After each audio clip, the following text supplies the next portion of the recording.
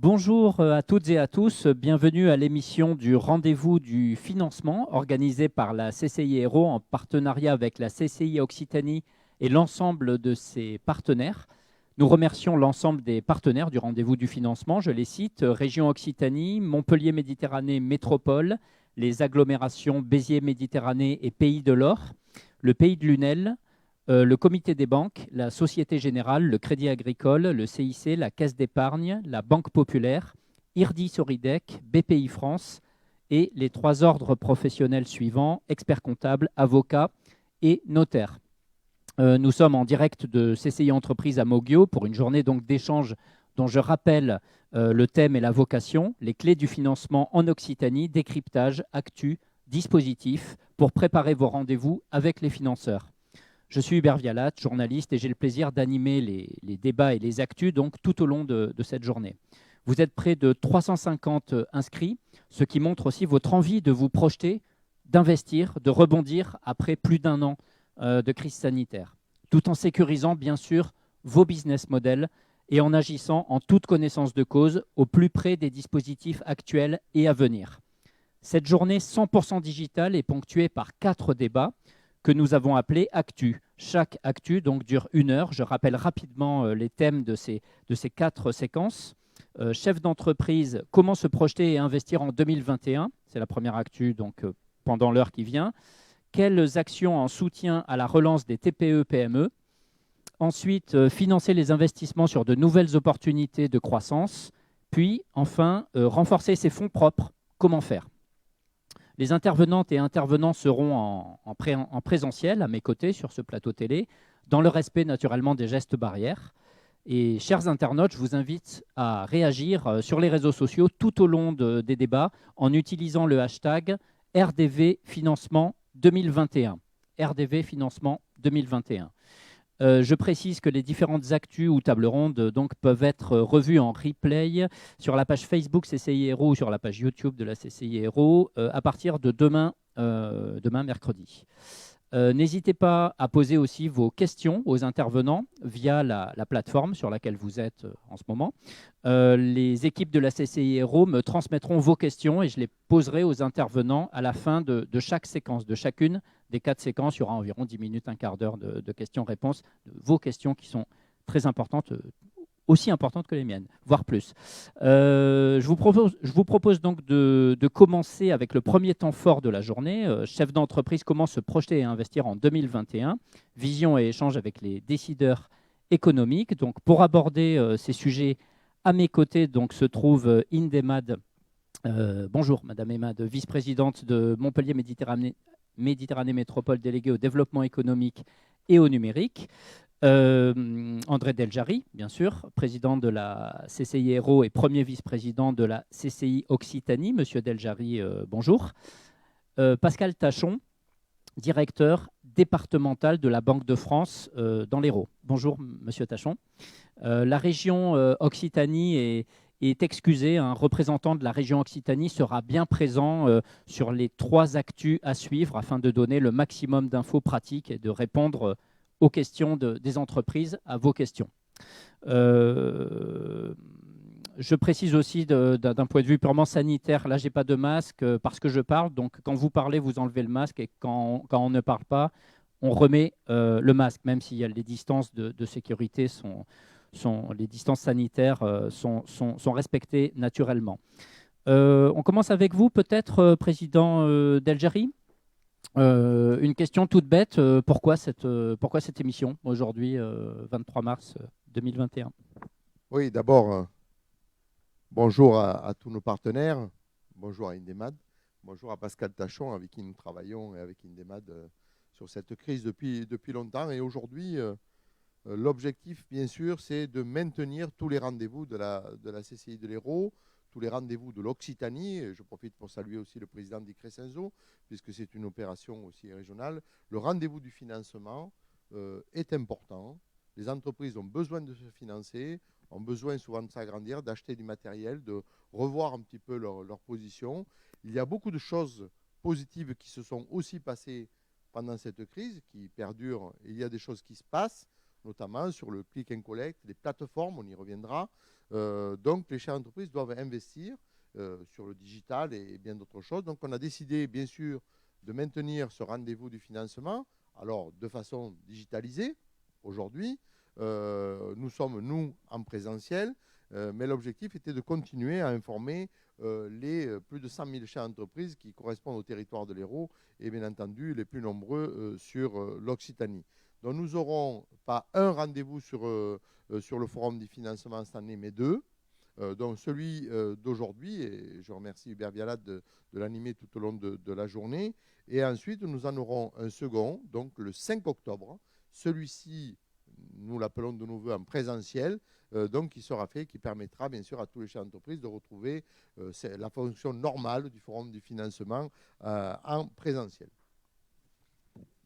Un mot sur le soutien de la CCI Hérault aux entreprises, les différents dispositifs mis en œuvre. Oui, alors tout au long, depuis le mois de mars, sous la houlette de Monsieur le Préfet, avec Pascal Tachon, avec le président de la métropole, avec Michael Delafosse, avec tous les partenaires institutionnels, nous avons été présents pour aider les chefs d'entreprise à passer ce chemin, qui est un chemin compliqué, avec toutes les aides. Donc nous avons en ligne en permanence toutes les aides mises à jour sur le territoire de l'Hérault. Les gens peuvent se connecter, regarder les aides régionales, et je profite pour saluer la présidente aussi, Carole Delga, qui nous a beaucoup aidé pendant toute cette période, avec les aides régionales qui ont pu être mises en place. Et donc, chaque fois, nous avons monté plus de 80 000 dossiers au niveau des chefs d'entreprise pour l'accompagnement, et essayer d'être des facilitateurs des accompagnements de territoire pendant cette période compliquée. Et on le voit bien dans les principales difficultés, ça a souvent été la trésorerie des entreprises, ça a été comment on évacue les stocks des entreprises. Donc tout autant de systèmes, comme au mois de mars, on a profité pour les soldes, les allongés, etc. On a toujours trouvé des dispositions pour évacuer aussi certaines marchandises qui arrivent à un moment, le muguet au mois de mai, etc. Donc c'est tout autant de points qu'on a pu essayer de trouver des solutions chaque fois pour que les chefs d'entreprise essaient de vivre de façon pérenne pendant cette période très compliquée. Mais on y reviendra, il y a eu des choses aussi essentielles qui se sont passées pendant cette période dite compliquée, mais il y aura un rebond qui, à mon avis, sera exceptionnel. Donc il faudra que les chefs d'entreprise, il faut qu'ils commencent à y penser, leur dossier sur le financement, pensez à refaire vos entreprises, ça va repartir, et quand ça va repartir, il faudra être présent et prêt. Et sur les dispositifs, peut-être, est-ce que vous pouvez détailler, je sais pas, 2 ou 3 dispositifs en cours qui pourraient jouer peut-être encore plus, qui ne sont pas totalement utilisés par les entreprises, enfin un message aux entrepreneurs qui nous regardent. Dans les plus simples, on avait le fonds de solidarité. Dans le plus simple, on avait le chômage partiel. Donc ça, c'était les choses simples. Par contre, quand on va sur le site CCI, on s'aperçoit par exemple que la métropole a fait une aide au loyer, dont tout le monde ne l'a pas utilisé. On s'aperçoit que les chefs d'entreprise, à Pascal Tachon, il reviendra sûrement, n'ont pas utilisé le PGE, le prêt garanti par l'État, donc tout le monde ne l'a pas utilisé. Nous travaillons actuellement sur les entreprises qui se sont ouvertes sur l'année 2020, qui ont été plus de 7 500 sur le département de l'Hérault, et qui n'ont pas pu avoir d'aide puisqu'elles n'étaient pas ouvertes N-1, donc elles n'avaient pas de chiffre d'affaires et tout. Donc on a saisi Alain Griset et le ministre Bruno Le Maire pour demander à ce qu'il y ait quelque chose qui se passe. Normalement, il y a un décret qui devrait paraître dans les prochains jours qui prendra en compte la totalité des charges fixes de l'entreprise pendant la période où elle a été fermée, c'est-à-dire les loyers, des remboursements de prêts, etc. Donc là, le décret devrait paraître. Dès que nous l'aurons, bien sûr, on va le diffuser grandement pour que les entreprises qui se sont ouvertes, je prends un exemple au mois de février ou au mois de mars, aura un droit et sera éligible à certaines aides complémentaires qui devraient paraître dans le décret des prochains jours. Voilà, c'est un petit peu notre travail de saisir le ministre Bruno Le Maire, qui a été au niveau de l'État une aide incroyable pendant toute cette période-là. Il faut soutenir nos entreprises parce que derrière les entreprises, c'est de l'emploi. Et si on ne veut pas casser cette spirale de l'emploi, si on veut que tout le monde ait un travail, il faut impérativement soutenir nos entreprises et leur dynamisme sur le département de l'Hérault et en Occitanie en général. André Deljari, quelle posture, même si vous ne pouvez pas vous mettre à la place de tous les entrepreneurs et les entrepreneuses qui nous regardent, mais enfin, et sans être trop professoral, mais quelle posture, d'après vous, doit avoir un chef d'entreprise aujourd'hui, dans les grandes lignes, je veux dire? Là, aujourd'hui, il faut passer la vague. C'est très clair. Il faut passer la vague. Pour passer la vague, il faut bien sûr regarder sa trésorerie d'entreprise. Donc, évidemment, faire appel au PGE quand c'est nécessaire. Il faut préparer quand tout va réouvrir. On attend cela à partir du mois de mai-juin. Parce que là, j'ai une pensée pour l'événementiel, j'ai une pensée pour les restaurants, j'ai une pensée pour les bars, pour les boîtes de nuit, pour les salles de sport, pour tout ce qui est traiteur, fleuriste. Il y a beaucoup de gens qui sont impactés. Donc, il faut passer cette vague. Pour la passer, je fais appel au PGE, chômage partiel. Je regarde comment j'ai pu évacuer mes stocks. Et ensuite, pour les autres qui sont ouverts, je pense aussi au polygone de Montpellier qui est complètement fermé. Il faut qu'on arrive à trouver des solutions. J'entendais ce matin une émission, les gens peuvent aller faire du sport en gardant le masque, etc. Il faudra que dans les protocoles sanitaires, on soit inventif et que très rapidement, on puisse faire ouvrir la totalité des entreprises. Et nous attendons ça le plus rapidement possible sur la roulette de Monsieur le Préfet avec Jacques Witowski ici sur le département de l'Hérault. D'accord. Le polygone pour les Toulousains ou Midi-Pyrénéens qui nous regardent, qui est le centre commercial au centre de Montpellier. Merci André Deljari. Bien sûr, vous restez avec nous. N'hésitez pas à réagir aux propos de Indemad et Pascal Tachon. Indemad, pour la métropole de Montpellier, est-ce que vous pouvez rappeler quelques chiffres clés de l'effort produit par 3M, par Montpellier Méditerranée Métropole en matière d'accompagnement des entreprises sans le masque? Donc, parfait. Merci. Bonjour à toutes et à tous. Merci tout d'abord pour la tenue de cet événement, puisque en effet, bien que digital, il permet de donner de la visibilité à ce que nous faisons et à ce que nous souhaitons mettre en œuvre sur un proche avenir.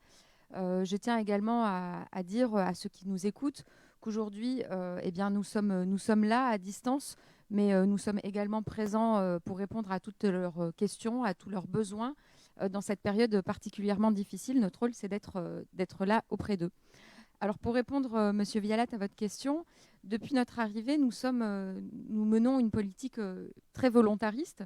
Nous avons à Montpellier un tissu économique d'acteurs de petites et moyennes entreprises, donc qui peut être très fragile, mais à la fois aussi très agile et très résiliente.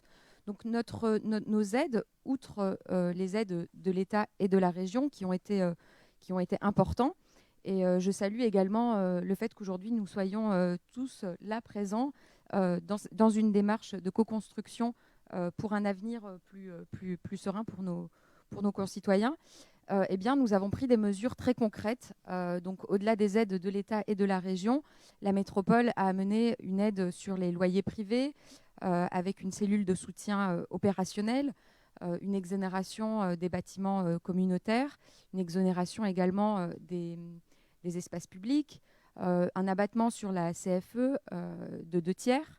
Et nous avons également abondé un fonds en partenariat avec la région, le fonds local, qui permettait aux entreprises qui avaient des problématiques de trésorerie de venir pallier à cela via ce fonds ou encore pour s'équiper face à la crise.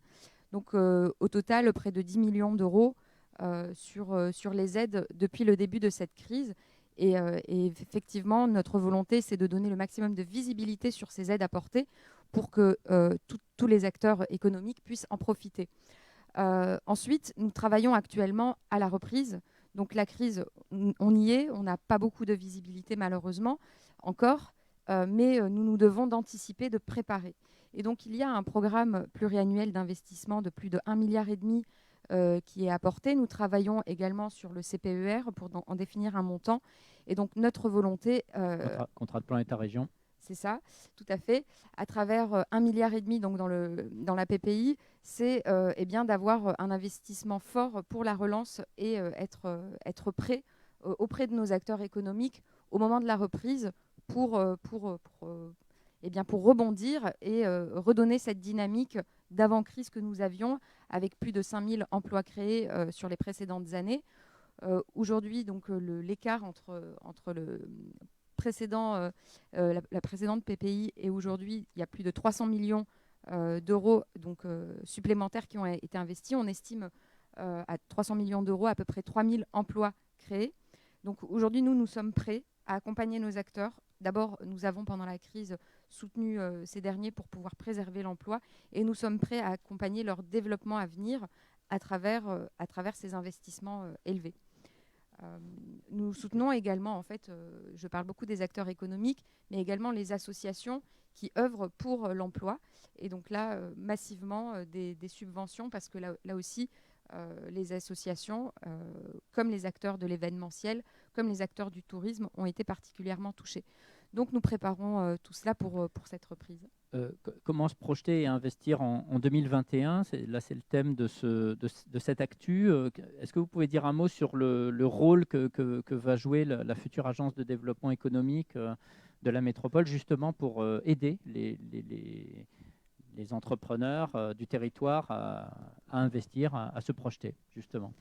Alors, au-delà du fait que nous soyons tous réunis et tous soucieux en fait, de l'avenir économique de notre territoire, cette agence de développement aura pour vocation, donc elle est en cours de construction, d'être un outil, un bras armé supplémentaire de la métropole pour venir créer du lien, créer de la co-construction, notamment avec les territoires à proximité de la métropole, donc des coopérations plus fortes avec une ambition, celle de porter une dynamique positive économiquement pour l'ensemble de la métropole et des communes alentours. Nous sommes convaincus tout simplement que notre avenir et sa réussite est déterminé par notre capacité à élargir, à mettre en place une intelligence collective au niveau des institutionnels, pour donner le maximum de visibilité aux acteurs économiques sur les potentiels marchés qui peut y avoir à proximité. Nous savons utiliser les outils que sont la recherche et le développement et l'innovation, et nous nous tournons très vite vers l'international. C'est très bien, mais aujourd'hui, il faut aussi regarder autour de nous, voir comment les acteurs peuvent ensemble développer le territoire et donner du sens à leur action dans ce monde d'après. Sur le foncier d'activité, par exemple. Les recherches de foncier d'activité qui sont une vraie problématique pour des PME. Alors, en effet. Comme un exemple tout bête, je peux la citer, s'il n'est pas content, tant pis, parce qu'on l'a déjà publié. Le patron de Green Cube, qui est une PME en pleine croissance, qui fait des studios de jardin en bois, avec des usages multiples. Il cherche un foncier depuis 2 ans sur la métropole de Montpellier, ils ne le trouvent pas. Donc ça, peut-être que l'agence de Deveco, très concrètement, peut aider à trouver une solution. Ça ne sera pas une baguette magique, mais ça peut aider en tout cas. Complètement. En fait, nous sommes dans la démarche où, lorsqu'un acteur économique se rapproche et souhaite s'implanter sur la métropole, nous devons l'accompagner. S'il est possible de l'implanter, eh bien, ma foi, c'est favorable pour l'emploi du territoire. Si ce n'est pas le cas, nous ne devons pas le laisser s'échapper au-delà sur une autre région. Donc, ces coopérations et l'agence seront là pour œuvrer, pour trouver très rapidement une implantation dans le foncier des territoires voisins. S'ils gagnent, nous gagnons également. L'agence opérationnelle à partir du 2e trimestre, là Oui, c'est tout à fait ça. Alors, avant l'été, nous l'espérons. Avec cette crise, malheureusement, toutes les démarches sont ralenties. Et nous tenons vraiment à répondre en fait aux besoins de nos acteurs économiques avec cette agence de développement qui doit répondre à un vrai besoin, à de réelles attentes. L'annonce d'un dispositif Indemad, je crois, avec une actualité, la souscription de la métropole à un nouveau fonds, mais je vous laisse le dire. Au fonds IRDI Impulsion, donc nous avons il y a quelques années déjà souscrit à ce fonds. Nous venons abondé à hauteur de 3 millions d'euros sur justement la relance de l'activité pour pouvoir accompagner, comme je le disais, la reprise des acteurs économiques. Donc il y a encore une fois une volonté politique forte d'être aux côtés, présent et humainement et financièrement auprès de nos acteurs. Alors, IRDI Impulsion qui sera développé aussi dans les prochaines actus par la région Occitanie et IRDI Soridec, mais qui concerne plus spécifiquement des des entreprises, vous avez la cible des entreprises de ce fonds? Alors des entreprises innovantes, des entreprises en fait qui étaient en développement et qui ont vu avec la crise l'activité se ralentir. C'est finalement tous ces investissements que l'on avait fait auparavant ne soient pas perdus et qu'on puisse les aider à passer ce cap. Et peut-être une question à vous, Indemad, et peut-être aussi à vous, Monsieur Deljaris. Comment passer d'une logique d'urgence, ce qui a été le cas quand même pendant de nombreux mois, là il fallait éteindre l'incendie en quelque sorte, à une logique comment dirais-je, une logique de relance.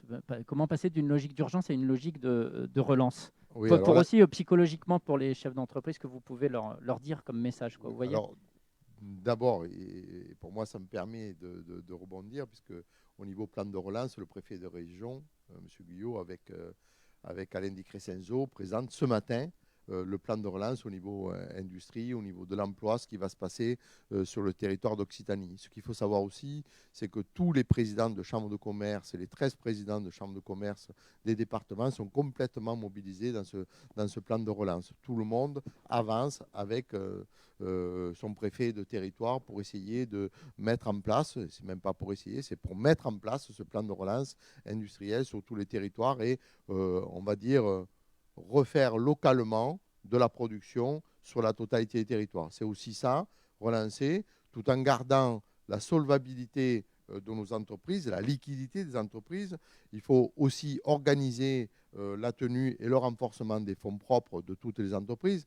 Et comme l'a dit très justement Indemad, et vous avez posé la question sur l'agence de développement économique, comme il y en a à peu près sur tous les territoires, la Chambre de commerce est aux côtés d'Indemad et d'Alex Larue pour justement, nous, toutes les personnes qui viennent ici pour créer leur entreprise, donc le portail d'entrée est souvent la CCI de l'Hérault ou les autres CCI départementales. Donc il faut que l'on puisse répondre à cette demande forte qu'il y a au niveau de la création d'entreprises sur l'Occitanie. Ça, c'est notre travail. Et là-dessus, plan de relance au niveau industrie. Ensuite, aide pour que la totalité des entreprises passent cette période compliquée. Et aussi un plan de relance, comme on l'a fait au niveau du commerce, ensemble avec Indemad et sur la région, avec Cityfolies, avec Carole Delga, aussi pour relancer la totalité des commerces. Il faut que l'on reste et que l'on soit sur tous les fronts, comme on le fera aussi pour la restauration dès que ça va tout réouvrir. Donc il faut que nous soyons présents de façon permanente et sur le rendez-vous du financement, comme nous le faisons ce matin, il faut impérativement répondre à tous les chefs d'entreprise sur le financement dont ils ont besoin pour agrandir leur entreprise, changer leur machine. Il y a des dispositifs actuellement qui sont mis en place sur la région. Refaites pendant la période de fermée votre restaurant, peut-être changer de modèle. Il y a des financements adaptés. Allez sur le site des CCI et vous retrouverez la totalité des possibilités que vous pouvez mettre en place sur les territoires.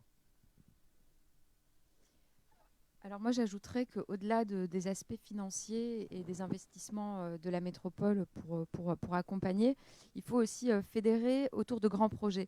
À Montpellier, nous avons un grand projet économique pour ce mandat et ceux d'après, c'est le projet de la Med Valley, qui consiste tout simplement à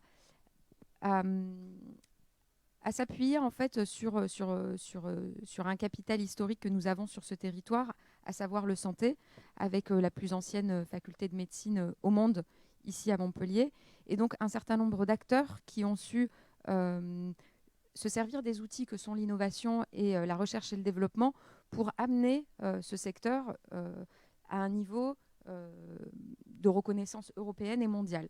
Notre ambition, c'est de fédérer des filières outre la santé, l'environnement, l'agroalimentaire, puisque nous avons ici aussi dans le domaine de la recherche énormément de chercheurs et énormément de potentiel, notamment à travers les classements que l'on nous connaît. Nous avons également le BIC, depuis plus de 30 ans, qui a fait de nous une technopole à la pointe de l'innovation numérique. Et donc des grands projets autour de ces grandes filières qui répondent aux problématiques du monde pour pouvoir se projeter. Les acteurs économiques aujourd'hui, comme hier, cherchent les opportunités, même dans la crise. Et notre rôle, c'est de donner du sens aux activités qui pourront être portées à l'avenir et qui auront une résonance, à la fois sur nos populations, nos concitoyens, mais qui auront aussi économiquement un modèle et un rôle à jouer à l'échelle européenne ou mondiale. Et aujourd'hui, nous en avons la pleine capacité. Donc, outre les aspects financiers, humains d'accompagnement pendant cette crise, nous traçons des perspectives avec des grands projets. Nous n'avons pas à rougir face à la Silicon Valley avec l'industrie culturelle et créative en plein essor actuellement, créatrice d'emplois actuellement et demain. Nous implantons des grands sites comme France Télévisions, des grands acteurs qui comptent au niveau mondial dans l'industrie culturelle et créative. Nous accompagnons également la formation de tous ces emplois futurs. Et donc, voilà, c'est vraiment là, je pense, notre rôle avec des grands projets.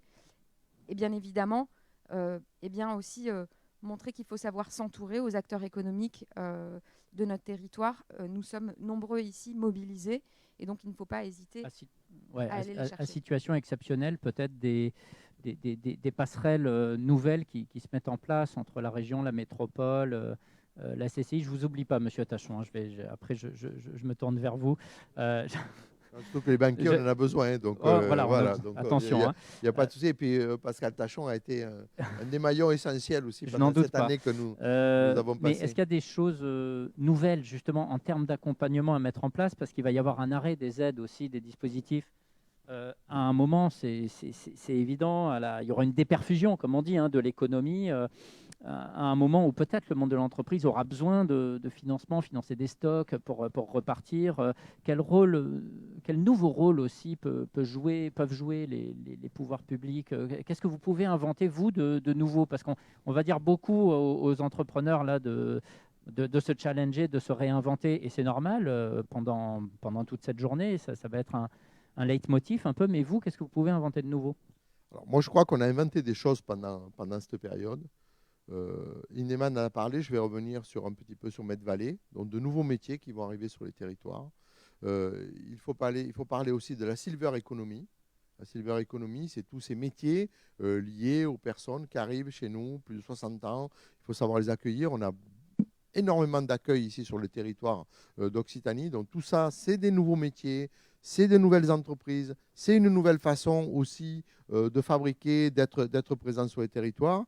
Donc nous, premièrement, Chambre de commerce, il faut noter, et j'espère que sur tous les territoires départementaux du territoire d'Occitanie, les choses sont identiques avec ce que nous vivons ici sur le territoire de l'Hérault. C'est sous la houlette de Monsieur le Préfet, l'entente parfaite entre toutes les collectivités des territoires et avec la totalité des consulaires, avec bien sûr les banques, avec la totalité du système. Donc ça, s'il y a quelque chose qui s'est passé pendant cette crise, c'est resserrer les liens et avoir une image avec un portail d'entrée, donc la CCI en est le porteur, où les gens peuvent aller chercher sur le site de la CCI la totalité des aides qui peuvent être allouées. Après, par rapport à ce qui se passe, le digital, les commerçants n'y étaient pas prêts, il faut le dire.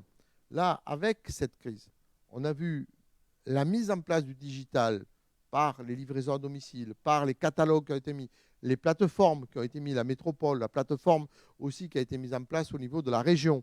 Donc c'est tout cela qui se passe sur les territoires. Il y a de nouveaux métiers qui vont être sur les livraisons à domicile, sur le click and collect, sur la façon dont on va faire vivre aussi ces plateformes. Une plateforme, à terme, doit devenir obligatoirement une marketplace, c'est-à-dire je rentre le catalogue à l'intérieur de la plateforme vit et localise sur la totalité de l'Occitanie la totalité des commerces et ce qui se passe sur les territoires. Et ensuite, on a un système avec les livraisons à domicile. Donc, on doit prendre ces nouveaux métiers. Il y a des métiers qui se détruisent. Rappelons-nous, à l'époque, les vidéoclubs, ça n'existe plus. Les personnes qui avaient au péage à l'autoroute, ça n'existe plus. Pour autant, est-ce qu'il n'y a pas de nouveaux métiers qui naissent? Oui, il y a plein de nouveaux métiers qui naissent. Et c'est nous qui devons mettre le projecteur sur tous ces nouveaux métiers avec impérativement de la formation. Ça, c'est notre travail au niveau de la CCIRO, de continuer à former les personnes sur ces nouveaux métiers. Indeman, vous voulez rajouter quelque chose sur ces nouveaux types d'accompagnement à imaginer? Peut-être aussi d'un point de vue humain, il n'y a peut-être pas que le côté financier aussi. Oui, tout à fait. Et je pense que ce que nous faisons aujourd'hui, c'est ce que j'invite à continuer à faire en regroupant également les acteurs pour justement identifier quels sont les grands projets d'avenir, quelles sont leurs attentes et comment on peut co-construire. Un grand think tank pour justement aujourd'hui, on n'a pas beaucoup de visibilité pour identifier demain comment chaque acteur peut prendre part à la relance. Alors, outre cet aspect-là, il y a la nécessité également, eh bien, la crise a mis en exergue un certain nombre de choses, eh bien, de donner du sens ensemble à notre territoire à travers un engagement qui est forcément lié à notre environnement, à ce que nous vivons aujourd'hui, comment ensemble nous pouvons répondre aux problématiques et relever les défis des problématiques environnementales, sociétales, et donc donner du sens. Donc vraiment inviter à la concertation, à la participation de l'ensemble des acteurs. Ok. Quelques questions des internautes. L'aide au loyer de la métropole, donc là c'est directement à vous, Indemad, sera-t-elle reconduite en 2021 ? Vous pouvez répondre à cette question. Alors oui, nous avons à travers le fonds local et que nous reconduisons sur le prochain mois la possibilité d'aider encore des entreprises pour le loyer. Alors bien évidemment, nous ciblons les acteurs qui sont le plus en difficulté aujourd'hui et qui font face à une fermeture administrative. Ce sont les acteurs, je dirais, prioritaires, acteurs du tourisme, de l'événementiel. Donc oui, tout à fait. Je vous invite à aller sur le site entreprendremontpellier.fr pour pouvoir avoir tout le détail des aides actuellement possibles. Et l'accès aux aides est-il uniquement réservé aux entreprises touchées par la crise, c'est-à-dire touchées par une diminution de chiffre d'affaires ? Alors, pas uniquement, et je pense qu'il ne faut pas hésiter à aller sur l'ensemble des sites partenaires, métropole, CCI, État, région, Hub Entreprendre, pour pouvoir voir l'ensemble des dispositifs existants. Notre volonté a été finalement, à chaque niveau de collectivité, d'assurer là où il manquait un élément. Donc vous pouvez tout à fait, en allant consulter l'ensemble de ces sites, identifier chacune des aides qui peuvent vous être allouées. Oui, si je peux juste compléter par rapport au propos d'Indemad, évidemment, sur le site CCI aujourd'hui, on retrouve les modalités de toutes les entreprises touchées par les problématiques de la crise. Ensuite, et je remercie l'internaute d'avoir posé cette question, il y a tout un tas d'aides qui sont faites par la région, puisque je rappelle que c'est la région qui est le moteur au niveau économique avec les métropoles Toulouse et la métropole de Montpellier, ainsi que toutes les collectivités, communautés de communes et agglomérations. C'est eux qui ont les compétences économiques. Il y a là aussi des possibilités, là je parlerai de création d'entreprises, où il y a des possibilités d'aide. Là c'est pareil, il faut interroger soit par l'intermédiaire du site CCI, ou soit directement, comme l'a dit très justement Indemad, soit les métropoles, Toulouse ou Montpellier, ou soit la totalité des autres collectivités, et bien entendu le moteur d'entrée avec la région Occitanie. Merci. Pascal Tachon, une question un peu chapeau, une question d'analyse. Comment se projeter en 2021 D'après vous, quels sont les facteurs clés de résilience pour une PME aujourd'hui? Alors, c'est presque un sujet de dissertation, mais en quelques éléments d'analyse, avec tout ce que vous avez pu observer ces derniers mois, les facteurs clés de résilience, quel champ d'investigation, d'investissement prioritaire peut-être se présente pour les PME d'après vous? Alors, bonjour à toutes et à tous d'abord, et ravi de participer à cette manifestation. Donc, le terme visibilité et anticipation a été prononcé à plusieurs reprises, et je crois que dans la résilience, il y a aussi cette prise de conscience des caractéristiques de chaque entreprise. Donc, il n'y a pas une réponse unique, il y a évidemment autant d'entreprises et autant de cas particuliers. Donc, la notion de résilience, elle est importante et elle est encore une fois différente selon les secteurs d'activité. Alors l'économie régionale a été frappée de plein fouet par la crise Covid, et peut-être un peu plus qu'ailleurs, puisque deux des moteurs principaux de notre économie, à savoir l'aéronautique et le tourisme, ont été au cœur des sujets. Donc avec des problématiques aussi différentes. Donc nous sommes dans l'Hérault et dans la partie littorale peut-être un peu plus touchés par l'aspect touristique, et donc avec des entreprises peut-être plus résilientes par leur effet de taille plus modeste. Et c'est paradoxal, hein. Donc la petite taille ou la plus petite taille des entreprises leur a permis ou va leur permettre sans doute en s'adaptant à des nouveaux marchés d'être plus résilients, ce qui sera peut-être plus compliqué pour des entreprises industrielles structurées dans l'aéronautique par exemple. Donc voilà, pour répondre à cette première question, la notion de résilience, elle vient aussi de cette capacité à s'adapter aux nouvelles opportunités qui se présentent sur notre économie. Et pour relayer un peu les propos qui ont été tenus sur où investir et comment investir, je crois qu'il faut profiter des opportunités pour développer un modèle économique qui soit plus numérique, ça a été dit, qui soit plus axé sur la formation, donc la qualité de la formation, et peut-être un troisième pilier qui est la transition énergétique, de s'assurer peut-être de saisir toutes les opportunités qui donc s'articulent autour de ces trois éléments. Numérique, formation et transition écologique. Ouais. La Banque de France a publié son étude régionale des entreprises en Occitanie, un bilan 2020, perspective 2021, alors sans nous assommer forcément de trop de chiffres, puisque sinon on n'en retiendra aucun, mais quelle est la santé de l'économie et les perspectives 2021 aussi? Alors là aussi, la situation macroéconomique cache des disparités individuelles, mais donc pour avoir une tonalité positive, donc cette fameuse enquête que nous réalisons chaque année à la Banque de France pour avoir les premiers résultats, nous montre que l'industrie a évidemment le plus souffert, puisque l'aéronautique est surreprésentée ou bien représentée dans notre région, donc avec un recul d'activité de 16%. Dans les services, le recul a été un peu moindre, de moins 7%, et le bâtiment est le grand secteur qui a peut-être le moins souffert, puisqu'il a été brutalement arrêté à l'occasion du premier confinement, mais est reparti très vite ensuite.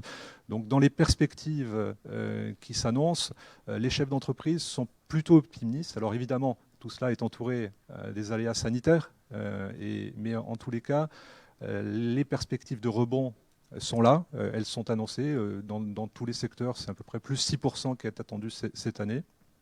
Donc une situation plutôt positive en perspective si, encore une fois, les entreprises s'y sont bien préparées. Alors le paradoxe, peut-être, et on en parlera, c'est qu'aujourd'hui, nous sommes peut-être au pire d'une crise que l'on a connue au XXe siècle, XXIe siècle. Depuis la Seconde Guerre mondiale, nous n'avons pas connu un recul aussi net, un recul de l'investissement, un recul de l'activité, et pour autant, le taux de défaillance des entreprises est de moins 40%. Donc, en 2020. En 2020. Donc c'est plutôt là aussi une bonne chose, et le signe peut-être que les mesures mises en place par les pouvoirs publics, relayées par les chambres consulaires, par l'ensemble des accompagnants des entreprises ont très bien fonctionné. Mais la question, c'est qu'est-ce qui va se passer au dégel? Absolument. Donc là, la question est de savoir comment passer d'un temps de l'urgence, vous l'avez dit tout à l'heure, à un temps de la relance, donc de bien repositionner les volontés des entreprises dans ce contexte nouveau. Et donc, principalement, le PGE est une question qui a été évoquée par André Deljarry tout à l'heure. La question du PGE qui a permis de faire un pont de trésorerie au-delà du fonds de solidarité et du chômage partiel. Eh bien, il va falloir se projeter et de savoir comment rembourser à la fois ces échéances et pouvoir réinvestir derrière.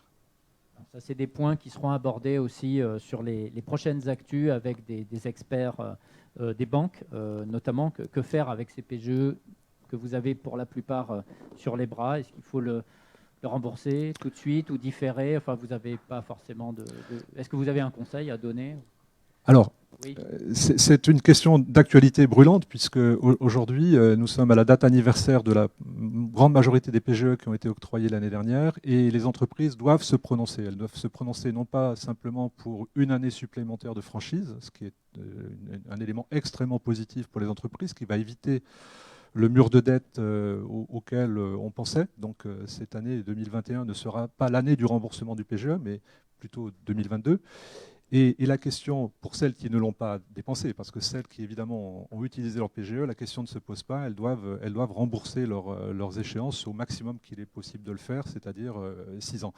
Mais pour les autres, je dirais qu'il n'y a pas là aussi de réponse unique, uniforme. Il faut absolument que ce remboursement de PGE soit calé sur des réels besoins, sur des capacité à dégager du cash pour financer sa croissance, pour financer sa reprise, puisqu'il va y avoir une reprise, donc des stocks à financer, des postes clients à financer également. Donc le conseil que je donnerais, c'est que ce PGE qui n'est pas remboursé aujourd'hui ou qui pourrait l'être sur une plus grande durée, c'est un avantage pour les entreprises pour se donner une assurance pour l'avenir, en tous les cas pour les 2 ou 3 années qui viennent, de ne pas être pris en tenaille par des besoins de trésorerie. Et donc cela a un coût, mais au final, quand on regarde le coût de cette ressource au regard de l'assurance qu'elle apporte sur une pérennité à 2 ou 3 ans de la trésorerie, je crois qu'il faut bien l'avoir en tête et que ça doit guider les décisions des entreprises. Et ces entreprises, je les invite vraiment à se rapprocher de leurs conseils, leurs experts comptables, leurs banquiers, pour définir la meilleure trajectoire pour elles. André Delgeri.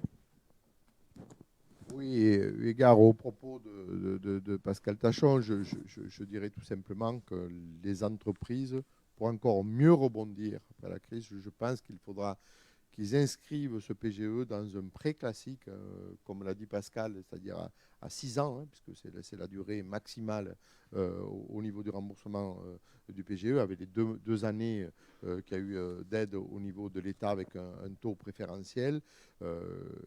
Je pense que la plupart devront le conserver pour la bonne et simple raison qu'il y a de l'investissement à faire, tu l'as un peu dit Pascal tout à l'heure, dans la modernité peut-être de l'entreprise, la digitalisation de l'entreprise, dans l'accompagnement au niveau de certaines formations.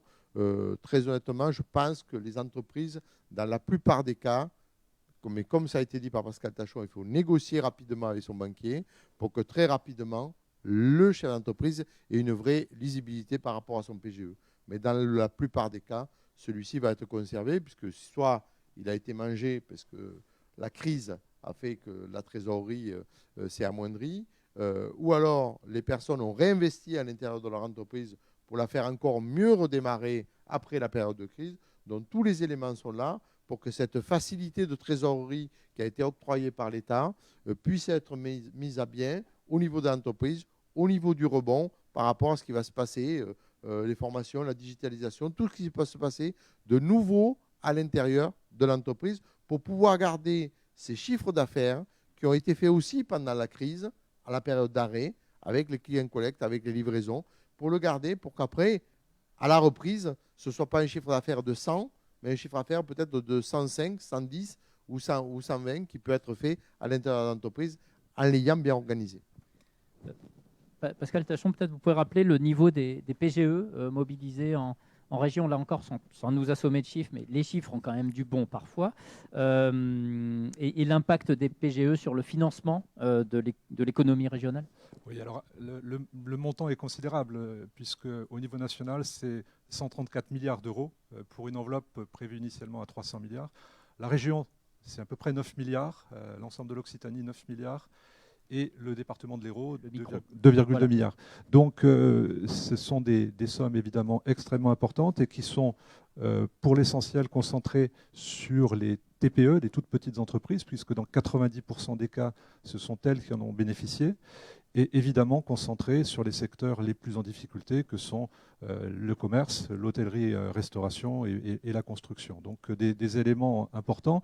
Et peut-être juste pour fixer les ordres de grandeur, qui expliquent que les mesures mises en place par les pouvoirs publics ont compensé les pertes de chiffre d'affaires. Je prendrai l'exemple de l'Hérault. Donc l'Hérault, c'est 2,2 milliards de PGE. C'est 350 millions à peu près de fonds de solidarité et à peu près autant de chômage partiel.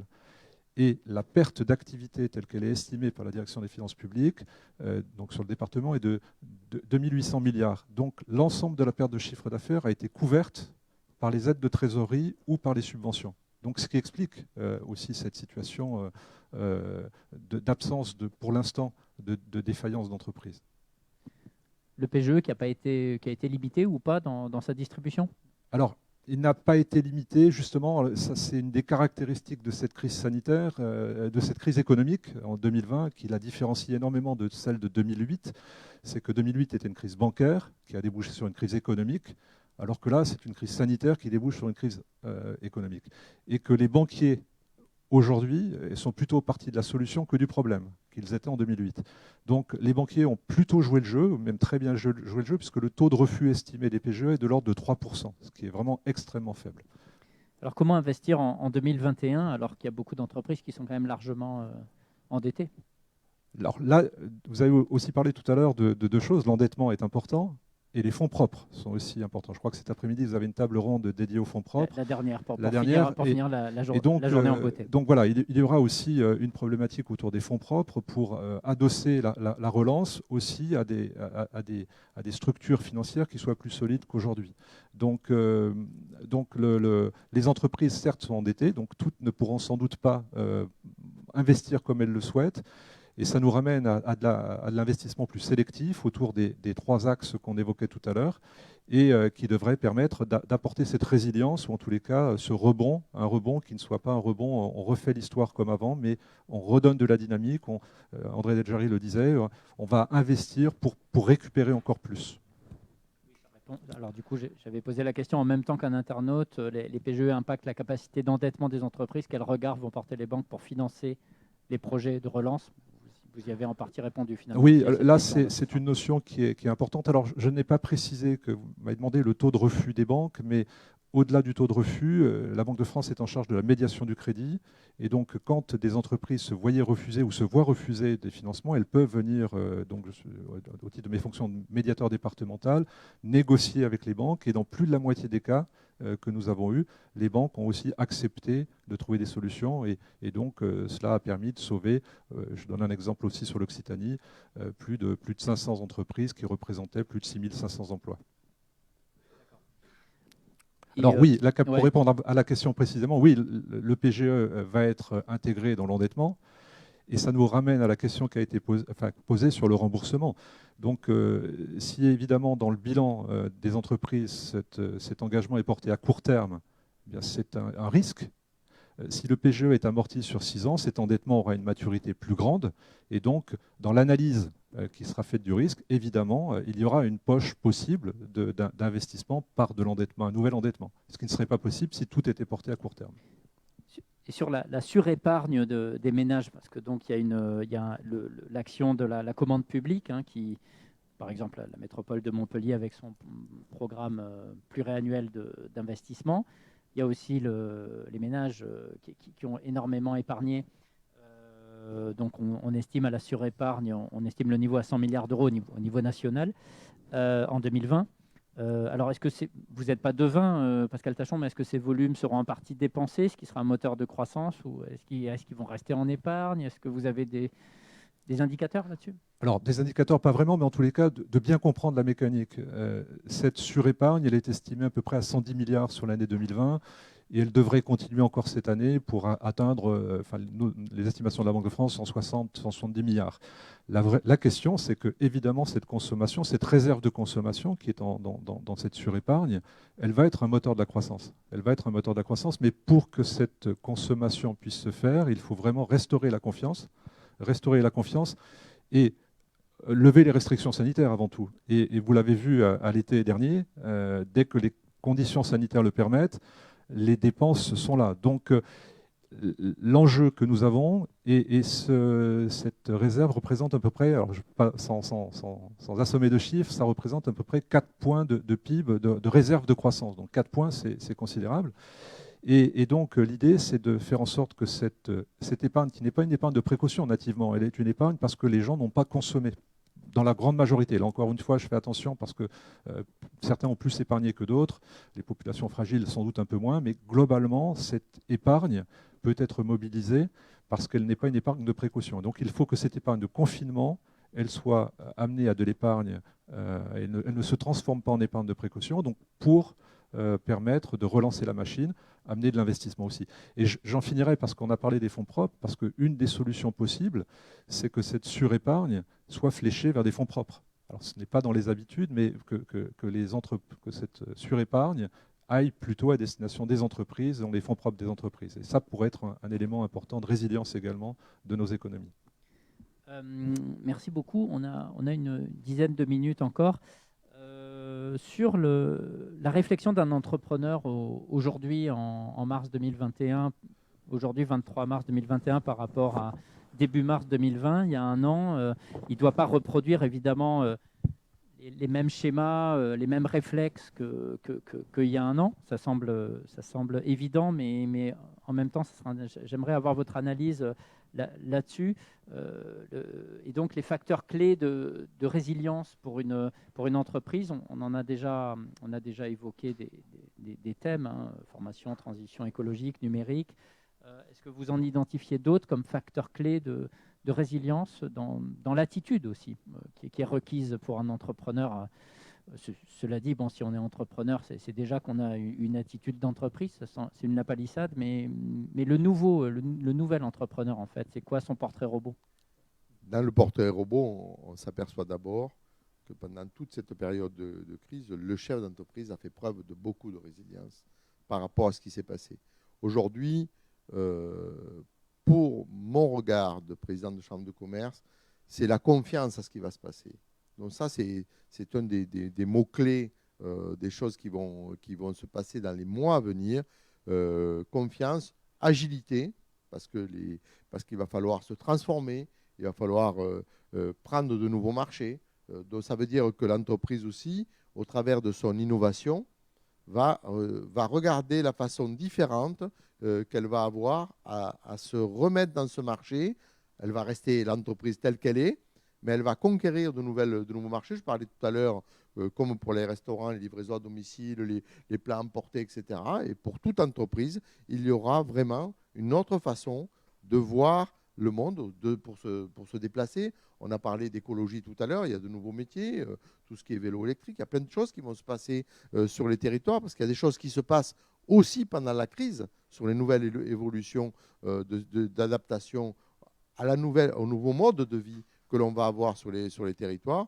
Donc, le chef d'entreprise, sa réussite et sa clé, ça a toujours été la remise en cause permanente. Et là, il l'a encore plus avec l'adaptation en permanence à ces nouveaux marchés et la façon dont il doit répondre à ces nouveaux marchés qui arrivent, qui naissent sur la totalité du territoire. On l'a vu avec le digital, on le voit avec la façon dont un chef d'entreprise va bien sûr s'adapter aux nouvelles conditions de cette nouvelle société. Alors, s'adapter en permanence, justement, Indemad, là, je vous voyais, vous vouliez réagir. C'est aussi l'entrepreneuse peut-être qui veut réagir. Vous êtes cofondatrice de Faciligo, une start-up dans la mobilité solidaire. On peut dire ça, on peut résumer ça en ces deux mots, mobilité solidaire. C'est l'élu qui parle, mais aussi peut-être l'entrepreneuse, le nouveau monde entrepreneurial, s'adapter en permanence au changement. Oui, je pense que... Et comment ? Je pense que parmi les traits qui décrivent un entrepreneur, c'est une capacité à se renouveler, à explorer, à s'entourer aussi, à identifier finalement quels sont les usages. Et la crise a fait émerger des nouveaux usages. Et donc saisir l'opportunité de nouveautés pour pouvoir apporter des solutions à notre société. Donc je pense qu'en effet, le leitmotiv d'un entrepreneur est une capacité finalement à se régénérer malgré la difficulté, à savoir voir le verre à moitié plein plutôt qu'à moitié vide, tout simplement pour pouvoir créer de la valeur. Il faut savoir qu'aujourd'hui, les acteurs économiques sont en grande difficulté, mais pour la plupart, c'est eux qui apportent la richesse sur un territoire, qui créent de la valeur sur un territoire.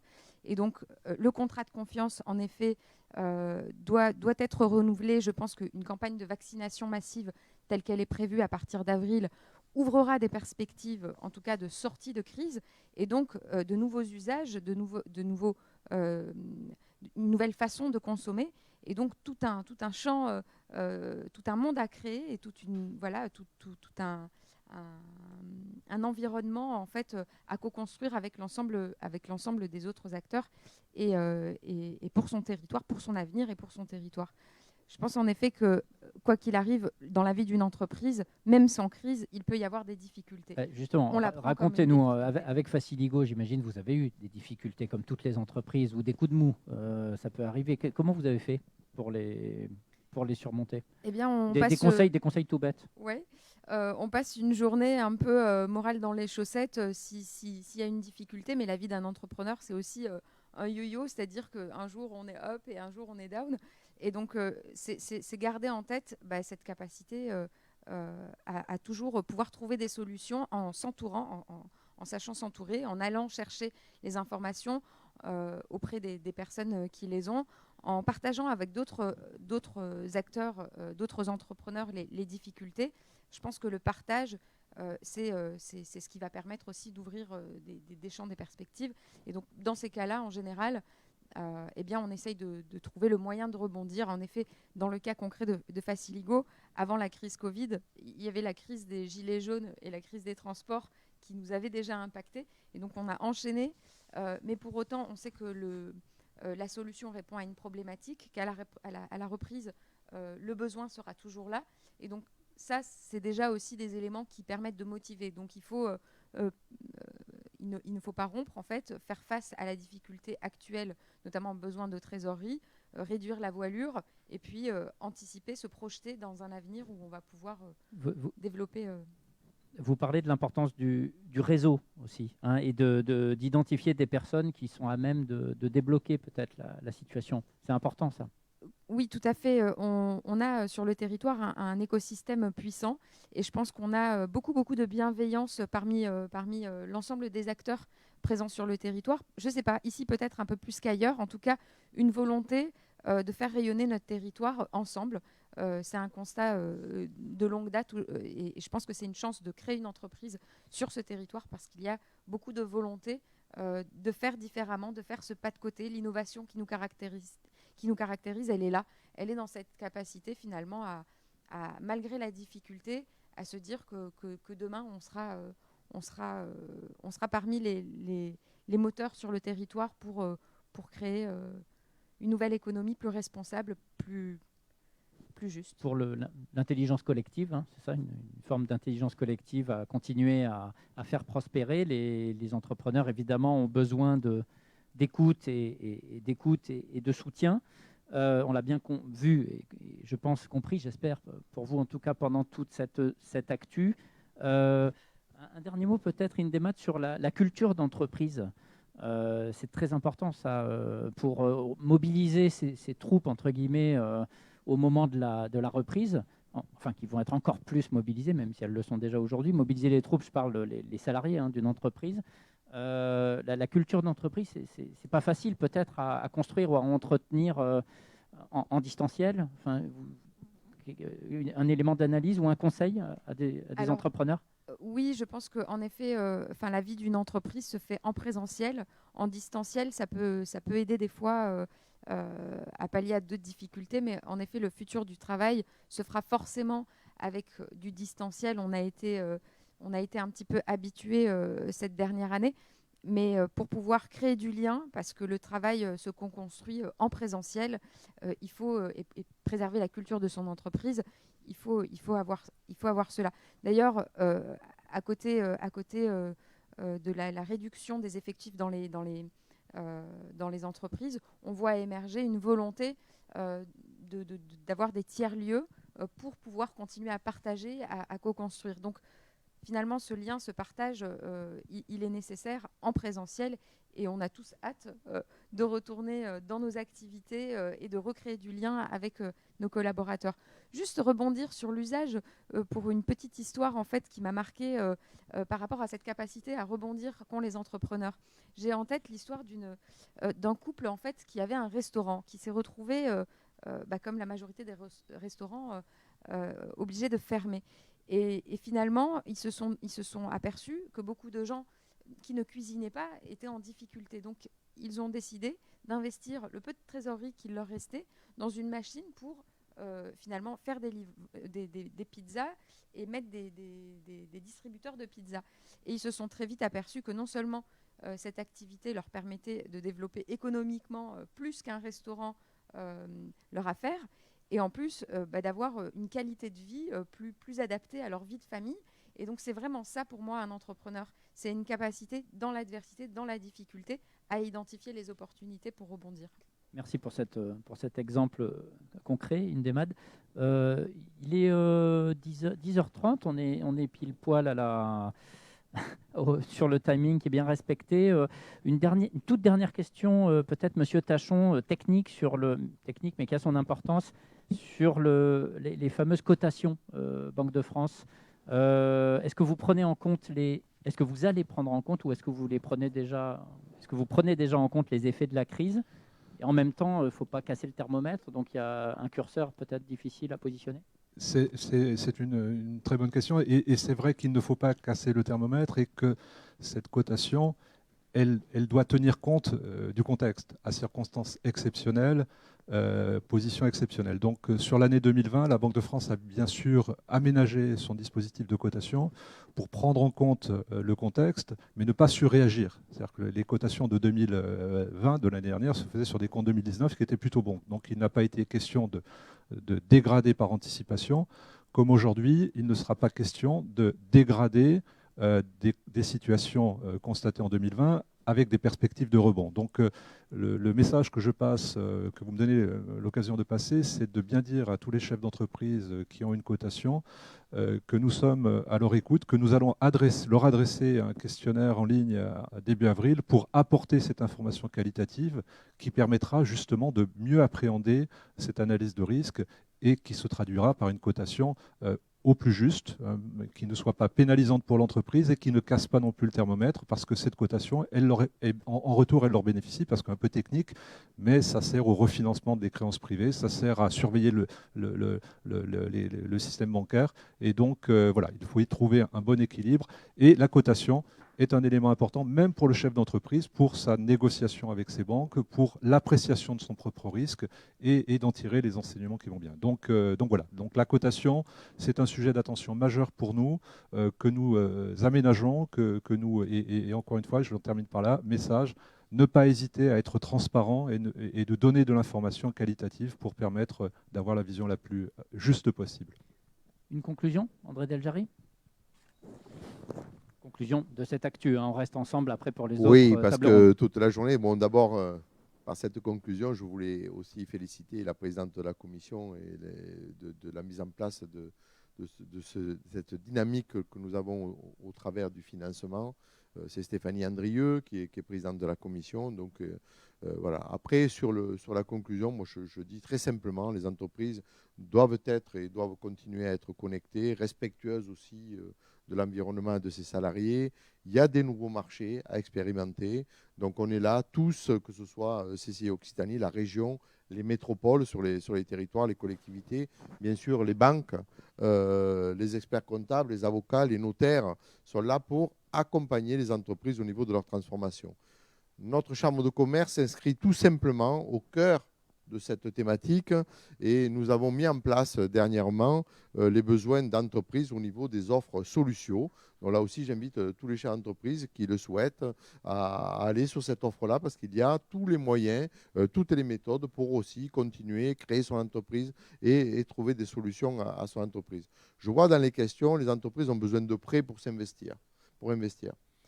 Évidemment, chaque entreprise a besoin de prêts. Le financement est là pour répondre à cette problématique tout au long de la journée avec les 3 autres tables rondes qui vont avoir lieu.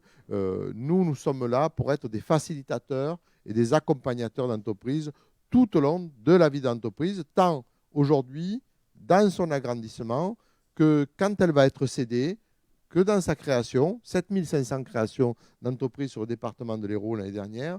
Donc, on est là à tous les moments de l'entreprise et c'est là l'objectif que tous les acteurs principaux des territoires se regroupent et une même voie au niveau de l'investissement. Et bien sûr, la création d'entreprises, évidemment, il faut que les banques puissent répondre malgré ces facteurs et ces cotations pour des prêts quand une entreprise veut continuer à investir, veut continuer à se développer. Et bien sûr, parce que, in fine, ce qu'on en a dit au départ, in fine, derrière toutes les entreprises, c'est de l'emploi. Et l'emploi, il y en a besoin pour les territoires. On a beaucoup de petites TPE dans le département de l'Hérault et souvent sur les départements de l'Occitanie. Donc, il faut continuer à aider ces entreprises. Et je pense que cette période compliquée a permis d'éclairer un petit peu la totalité des pouvoirs publics et des acteurs qui sont là autour de cette table ronde pour dire, voilà, il faut continuer à aider les entreprises. C'est par les entreprises qu'on arrive à fabriquer les territoires et continuer à avoir cette dynamique. Merci, président Deljaré, merci Indemad, merci Pascal Tachon. Je vous rappelle donc que c'est bien aujourd'hui la première étape du rendez-vous du financement. N'oubliez pas de noter d'ores et déjà sur vos agendas la date du 5 octobre en présentiel. Enfin, j'espère qu'on sera en présentiel avec 700 rendez-vous B2B qui sont déjà, qui vous sont destinés. Et on reste connecté, donc on se retrouve à 11h pour l'actu 2 sur le thème quelles actions en soutien à la relance des TPE-PME. À tout à l'heure.